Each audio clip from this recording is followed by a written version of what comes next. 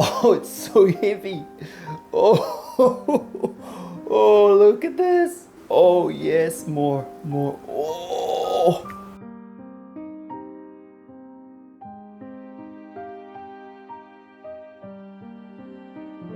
Annyeonghaseyo from Korea. Welcome to the next matchup. I'm at the end of the video. I've cooked this, which is japchae. If you want to know how to make japchae, which is, by the way, the perfect Chuseok dish to cook, then follow along with my directions. We're about to start cooking and we're going to end up with, oh, this. Yes.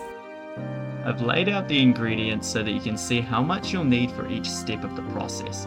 There's the end seasoning, which I put on this side, and here you can see the 3 different parts. We're going to need meat, noodle seasoning, and spinach seasoning. So while we're cutting everything up, which is the first step, just before you begin, just get everything cut, and then it makes things so much easier. You can just throw them in the pan when it's time to cook, right? While I cut, I want to tell you about Chuseok. Chuseok is a great time of the year. It's sort of a harvest celebration. Winter's coming. Let's celebrate with some delicious food before it gets cold in Korea. It's the perfect time to spend time with family, and a lot of people travel to get the time off work, usually for about 3 days. So for me, it's the perfect time to cook.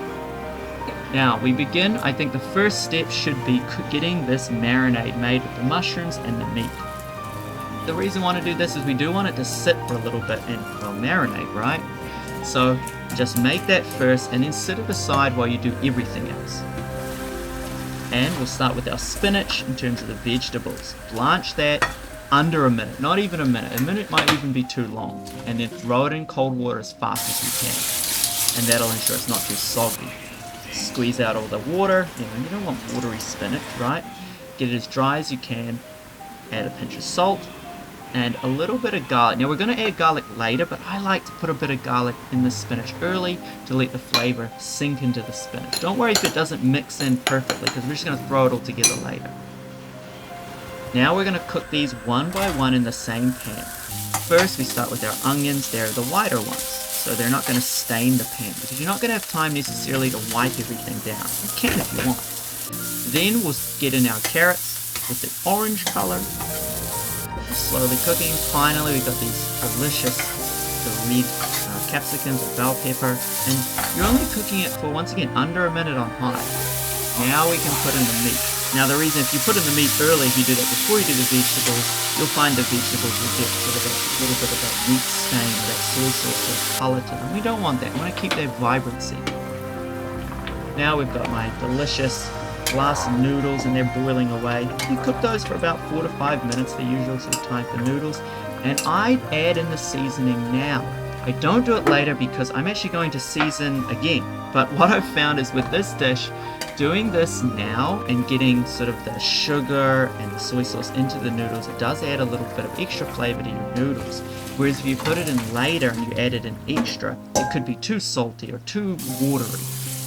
And you want to avoid that. And honestly, I've just always done it like that. And I don't know why, and I don't know where it came from, but it works. My wife loves my japchae, so I'm just going to keep doing what seems to be working. Now we add everything together. Obviously, I cool down those noodles so they're nice and cold. And yeah, we just mix it all up. Now here's where I said earlier, we're going to season the whole thing. So you could just season your noodles separately, but like I said, I already did that with the water. So the noodles have a little bit of flavor, and now we're going to flavor everything. And only add a little bit of garlic, because once again, we added garlic to our spinach. At this point, you can taste it and then just add more of what you like. If you prefer a more sesame flavor, get a bit of a sesame oil on there, add some extra. Taste it, see what you like. But we're basically ready. It's done. And that wasn't too hard. The trick with japchae when you're cooking it is just get everything sorted and then just cook it in order. It's quite relaxing once you've got all the prep done. So I hope you give it a try, and I hope you enjoy cooking. In the meantime, let's watch me eat this, because eating is the best part. Well, it's my favorite part now. Time to eat. Just get straight into it.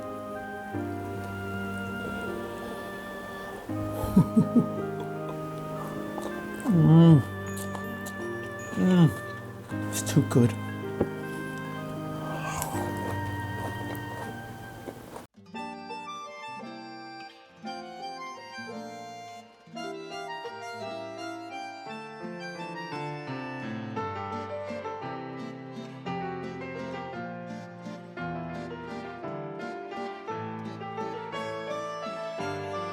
안녕하세요. Welcome to Next Matchup. I've lived in Korea almost half my life now, and every week on this channel I share a new Korean dish. This week we're cooking black soybean noodles. So that's Kongguksu. However, I'm going to use black beans to give it a nice black color, as well as toasted black sesame seeds. Let's get started. For this one, I'm using black soybeans because I want it to look cool. They go really well with these yellow corn noodles that I'm using. To starters, let's soak the beans. Soak them overnight, or at least for 7 to 8 hours. Make sure they're at least a little bit softened. Then rinse it off, give them a quick clean, and get them in the pot and start boiling them. This will take about 25 to 30 minutes, and you want to keep an eye on the water. You want that water to reduce a little bit, so give it an extra 5 minutes if you think there's just too much water in there towards the end. That being said, do keep a little bit of the water, about a half a cup. You're going to use that later. The beans are nice and soft, so get them ready to put in the blender. And there we go, look at that beautiful water. We're going to use half a cup of that, and that adds more flavor to the dish. We're going to put all of this into the blender, so prepare everything right there. And the best way of cooking it like this is once you've blended it up, make it nice and creamy, you can just add more ingredients if necessary. So if you want more peanut butter, a little bit more salt, or some sesame seeds, then taste it and just add more and keep blending it. Get the flavor that you want. Alright, it's going to get noisy, let's blend this.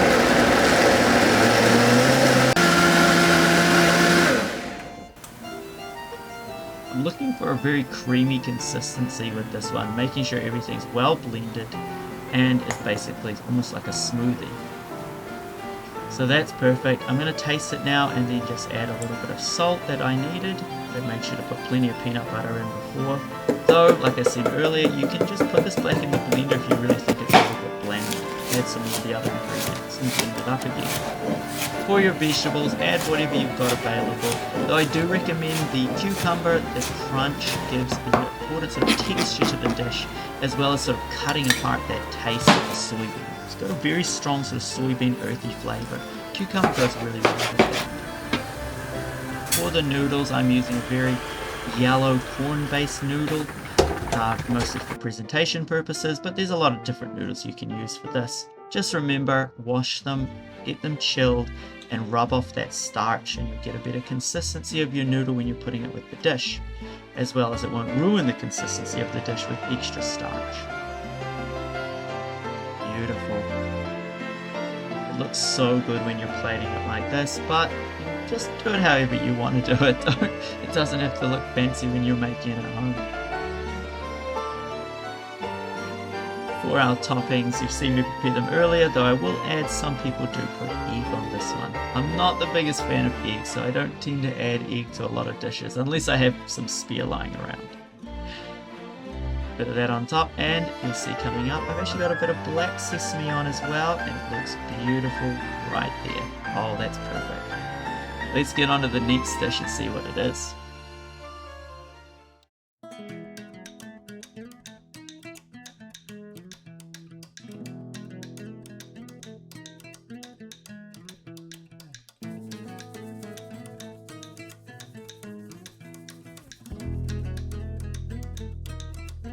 Ooh. 안녕하세요 from Korea. Today we're making Memil-guksu.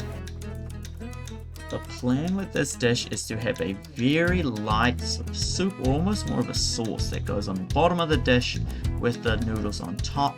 So it's going to be full of flavor, which means we're reducing things down. So keep an eye for that as we go. Start with our anchovies, take out the heads and the stomachs to remove some of that bitterness that you'll find if you don't do it. Honestly, you don't have to do this, but if you really care about the flavor, you'll find there'll be a little bit of a different flavor if you don't do this step. Fry the anchovies as well as the green onions and onions before we put the water in. You'll find that gives a little bit better flavor and allows some of the onion juices to mix in with the anchovy as well as the green onion.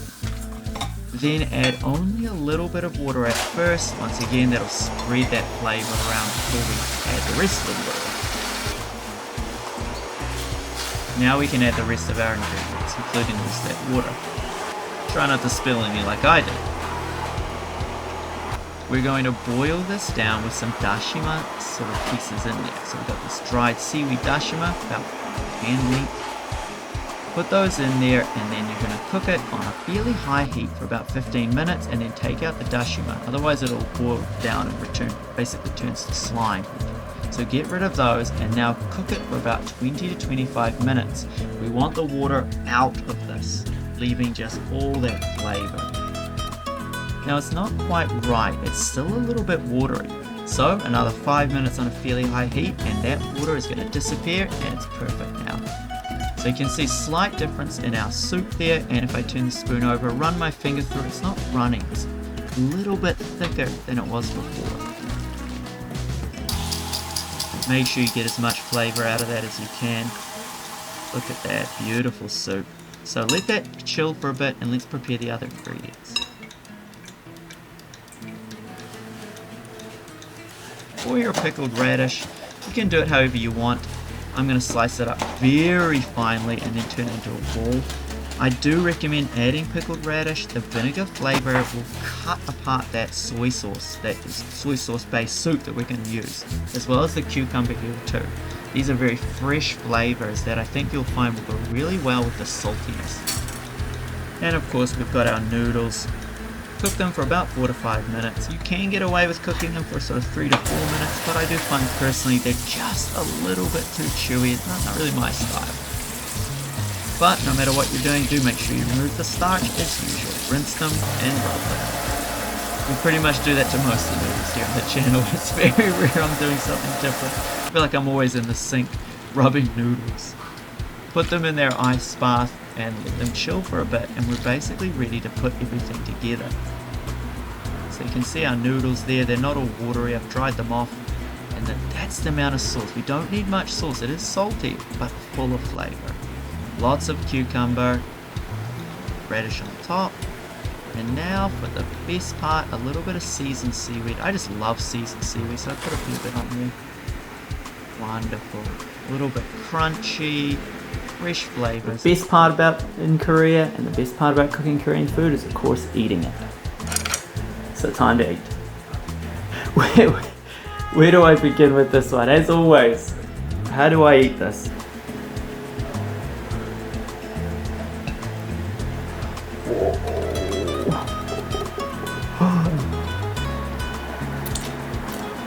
Oh.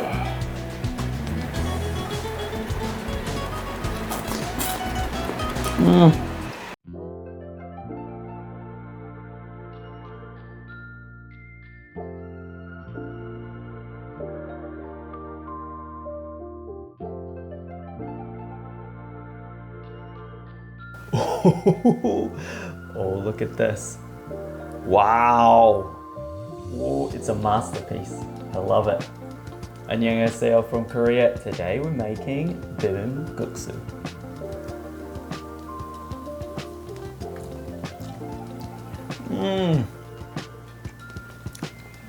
Yum. This dish is so easy to prepare and it's full of flavors. You'll look like a master chef making it, and it will take no time at all. Start with our sauce. Put all the ingredients together and mix it up. It's that easy.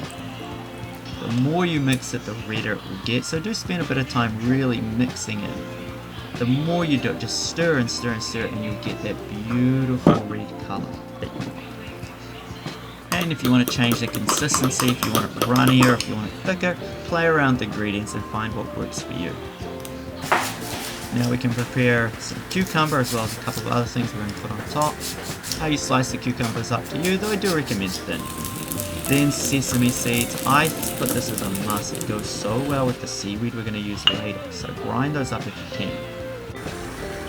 Noodles again, in the pot. 4 minutes, 4 to 5 minutes, maybe 3 minutes depending on your taste. Rinse them, rub them, put them in a cold water bath. It's always the same thing. So they'll chill out, dry them off, and we plate the dish. It's so simple. So if you want a runnier sauce, you might prefer that. I like this sort of a little bit thicker style one that doesn't run everywhere on the plate. Now we got some cucumber. Bit of pickled radish on there. Love the pickled radish for the flavor, and the seasoned seaweed gives it this little bit of sort of salty and a bit of more crunch to it.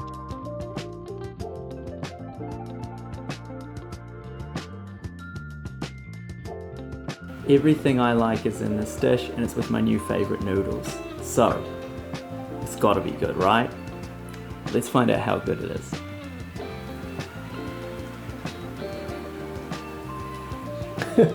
I'm making a mess. Forget spaghetti, you've got to try this, okay? That is fantastic.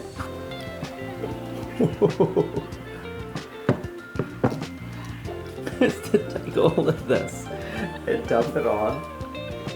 There we go.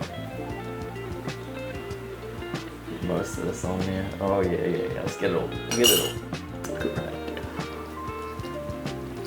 So go home, well, you're already at home probably, but if you're not at home, go home and make this dish and tell me how it went. Enjoy the rest of your day or your week, and 안녕히 계세요 from next matchup. Thanks for watching.